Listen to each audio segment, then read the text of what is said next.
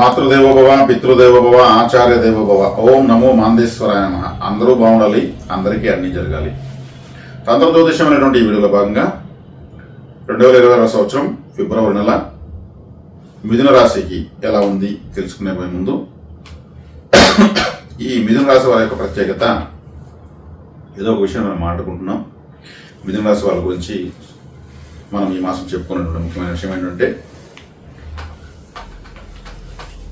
మిథునము అంటే ప్రయత్నము, ఒక కలయిక, ఒక ఫార్ములా, ఒక అనుమానము, అంటే ఒక సందేహము, ఒక పరిష్కారము, కమ్యూనికేషన్. మనకు ఏ విషయంతో సంబంధం ఉండాలన్నా అదని కమ్యూనికేషన్ అంటాం. ప్రపంచం అంటే కమ్యూనికేషన్ అండి, ఇంకేం లేదు.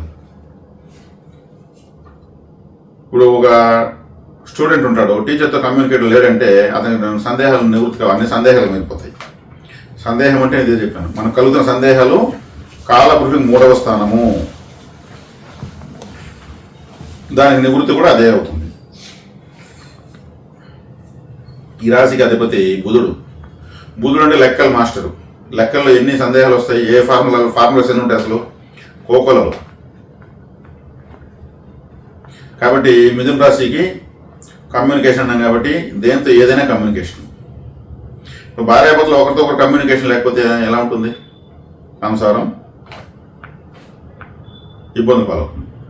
భార్య భర్తతో ఏమి చెప్పకపోయినా అంటే కమ్యూనికేషన్ లేకపోయినా, భర్త భార్యతో ఏమి చెప్పకపోయినా అంటే కమ్యూనికేషన్ లేకపోయినా. అందుకే ఇది స్త్రీ పురుషుల కలయిక, ఇద్దరు ఉంటారు, ఒక స్త్రీ ఒక పురుషులు ఇద్దరు ఉంటారు. కమ్యూనికేషన్ అది ఏదైనా కావచ్చు, లక్ష్మీనారాయణలు కావచ్చు, శివ పార్వతులు కావచ్చు, బ్రహ్మ సరస్వతులు కావచ్చు, కమ్యూనికేషనే అది సూచించేది మిథున రాశి. ఎంత అద్భుతమైనటువంటి రాశి అంటే మిథున రాశి. మిథునము అంటేనే కలయిక, మైథునము లేదా మిథునము అంటారు, కలయిక అని అర్థం. కలయిక అంటే ఏం? కమ్యూనికేట్. ఇప్పుడు ఒక పేస్ట్, క్లోజప్ పేస్ట్ అంటారు, ఆ మంచి పేస్ట్ తోడడం వల్ల అతని నోట్లోంచి మంచి సువాసన రావడం వల్ల ఎవరైనా అట్రాక్ట్ అవుతారు, కనెక్ట్ అవుతారు, కమ్యూనికేట్ అవుతారని. అంటే కలయిక, ఫ్రెండ్షిప్ అంటే మిథునము, మిథున రాశి అని అర్థం. అంటే మనము జనరల్గా చెప్పుకుంటున్నాము కొంచెం అర్థం కావడానికి. కాబట్టి అద్భుతమైనటువంటి ప్రపంచానికే ఒక కమ్యూనికేషన్ సూచించేటువంటి రాశి ఇది. ఈ రాశి బలహీనంగా ఉంటే వాళ్ళ కమ్యూనికేషన్స్ బలహీనంగా ఉంటాయి. వాళ్ళు దేంతో కమ్యూనికేట్ కావాలి. ఒక కమ్యూనికేషన్ సరైనటువంటి ఒక కండక్టర్ అంటే ప్యాసింజర్తో గొడవలు వస్తూనే ఉంటాయి. ఆ చిల్లర ఇచ్చే కాడనో, టికెట్ ఇచ్చే కాడనో, లేదు లగేజెస్ కొట్టే కాడనో, ఆ డ్రైవర్తో కూడా కమ్యూనికేషన్స్ ఉండవు. అతను డ్యూటీలో పడితే ఆ డ్రైవర్కి అంత ఇబ్బంది ఉంటుంది. ఎవరు ఎట్లాగానే ఏ డ్యూటీకైనా సరే సరైన కమ్యూనికేట్ లేకపోతే ఇబ్బంది అవుతుంది. అతను ఇంటర్వ్యూలు కూడా పోలేడు. ఇలా మీరు ఇంకా కనెక్ట్ చేసుకోవచ్చు, నేను మీకు లాజిక్ ఇచ్చాను. కాబట్టి ప్రయత్నము అని చెప్పాను. కమ్యూనికేట్ కావాలి, ప్రయత్నించాలి. ప్రపంచం అంతా ప్రయత్నంలోనే ఉంటుంది. ప్రతి నిమిషం, ప్రతి సెకను, ప్రతి పక్షి, జీవి ఆహారం కోసం ప్రయత్నిస్తూనే ఉంటుంది. కాబట్టి ప్రకృతి అనేది స్త్రీ తత్వము, పురుష తత్వంతో కమ్యూనికేట్ అవుతానే ఉంటుంది. ఈ స్త్రీ పురుష తత్వం కలవకపోతే ఏ చీమ, దోమ, లేకపోతే ఇంకేదో ప్రపంచంలో మహావీరులు ఎవరు కూడా పుట్టరు. ఈ ప్రకృతిలో ఆ తత్వం ఉంది. అందుకే స్త్రీలు పురుషులు పుడుతూ ఉంటారు, కమ్యూనికేట్ అవుతుంటారు. మళ్ళీ ఇలా కమ్యూనికేషన్ ఇలా జరుగుతూనే ఉంటుంది. తల్లితో బిడ్డకి కమ్యూనికేషను, బిడ్డతో తల్లికి కమ్యూనికేషను, ప్రతి ఒక్క దాంతో అలా ఉంటుంది. ఈ కమ్యూనికేషన్ లేకపోతే ప్రపంచమే లేదు. ప్రపంచాన్ని యొక్క అభివృద్ధిని, ప్రపంచానికి కావాలన్నటువంటి సమాచారాన్ని, బుధుడు అంటే మేధస్సు, బుద్ధికారకుడు. అందుకే ఈ రాశికి కమ్యూనికేషన్కి బుధుడు అధిపతయ్యాడు. కాబట్టి ఈ రాశి యొక్క ప్రత్యేకత చాలా చాలా అద్భుతమైంది. మీరు దీన్ని ఇంకా కూడా మీ నాలెడ్జ్తో ఎంతనో దానికి అన్వయించుకోవచ్చు, అంత వాస్తవమే అవుతుంది. మిథున రాశి అంటే అది పరిస్థితి. కాబట్టి ఇక్కడ ఆరుద్ర నక్షత్రం ఉంది. ఆరుద్ర శివుడిది. శివుడు అంటే అర్ధనారీశ్వర తత్వము, స్త్రీ పురుషుల కలయిక. అర్ధనారీశ్వరుడు అంటే ఏమి? స్త్రీ పురుషుల యొక్క కలయిక. శివుడు పార్వదేవి కలిసి ఉంటారు. అమ్మవారే స్వామివారు, స్వామివారే అమ్మవారిని అర్థము. కాబట్టి ఈ రాశి వాళ్ళు చక్కగా హిజ్రాలకు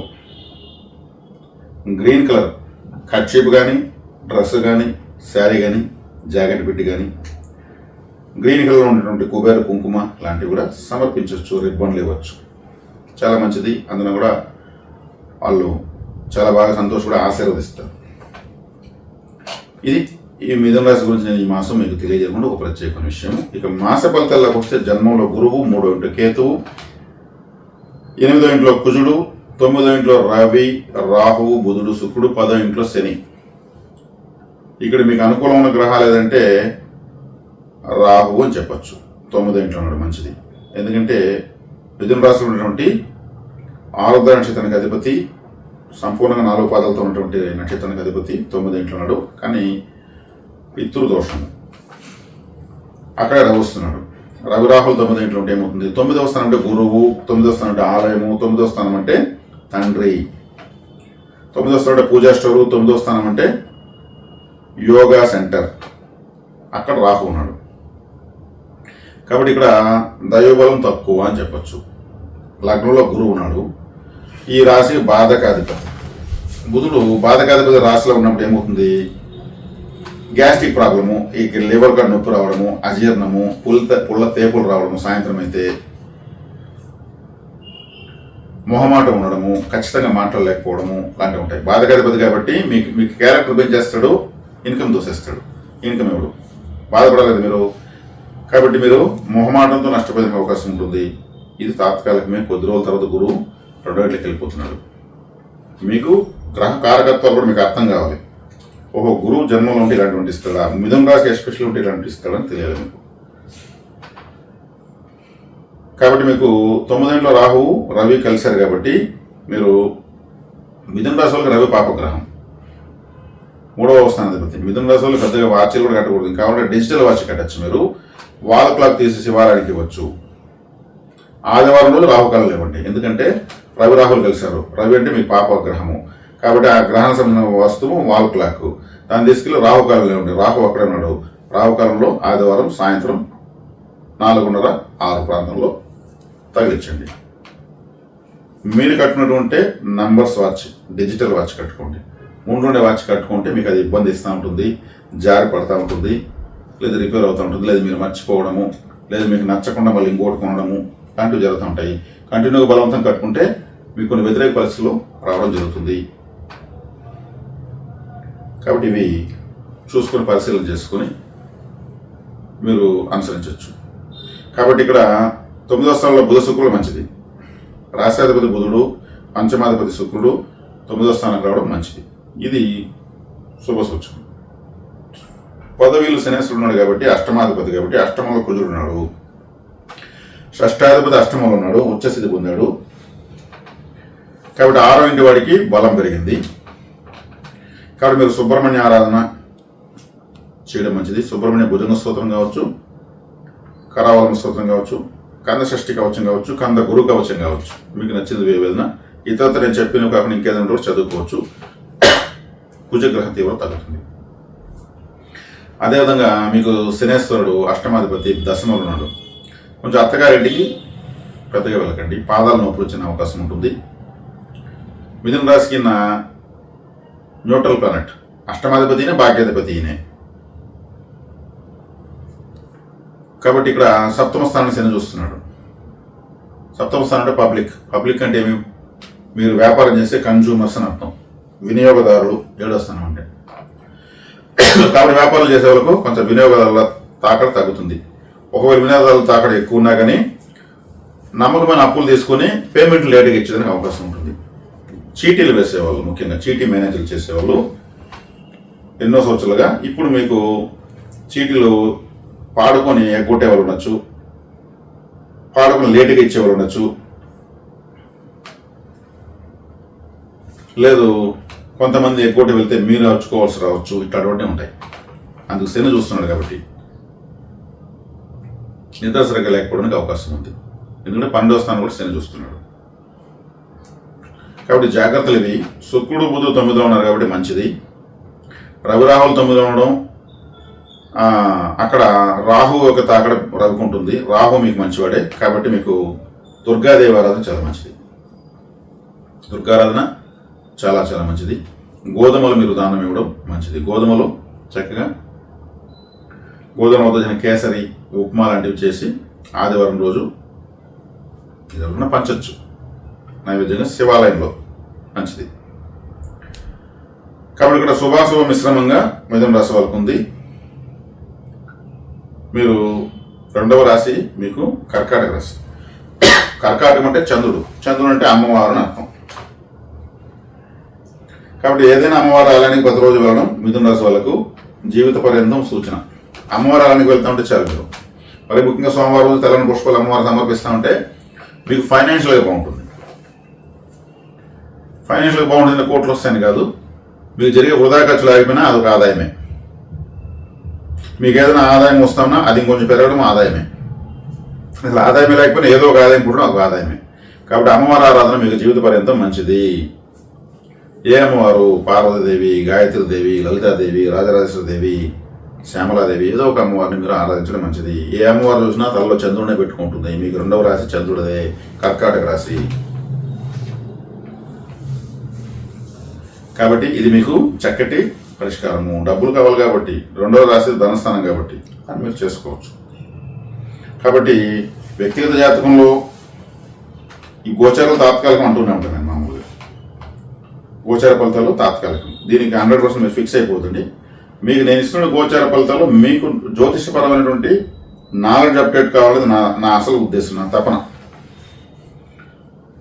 నేనే చెప్పాలంటే ఎప్పుడు చెప్తాను, ఈ ప్రపంచానికి అంత అయ్యే పని కాదు. నాకన్నా గొప్ప వాళ్ళు తయారు కావాలి, అది నా ఆశ. కాబట్టి మీరు ఎవరు చెప్పకపోయినా మీరున్న మీ జాతకు మీరున్న చూసుకుని కరెక్ట్ ఇంకొకరిపై ఆధారపడకుండా ఉండగలిగితే అది నేను జ్యోతిష్ నేర్చుకున్న నిజమైనటువంటి ఫలితంగా భావిస్తున్నాను.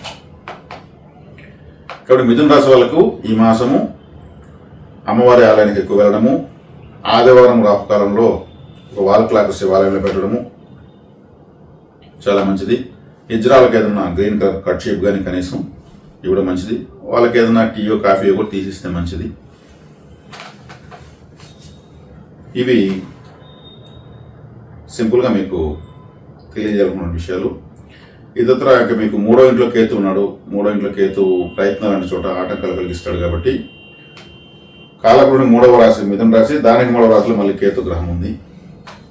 మీరు చేసే ప్రయత్నాల్లో మీకు అనుకున్నంత ఫలితాలు లేకపోవడానికి అవకాశం ఉంటుంది. కాబట్టి కేతు వంటిని సుబ్రహ్మణ్య, విఘ్నేశ్వర వీళ్ళిద్దరు కంట్రోల్ ఉంటారు. ఆయన కేతు గ్రహము, విఘ్నేశ్వరుడు, సుబ్రహ్మణ్య స్వామి వీళ్ళిద్దరూ కలిసి నిల్చుకుని 2 ఫోటో మీరు ఇంట్లో పెట్టుకోండి, మంచిది.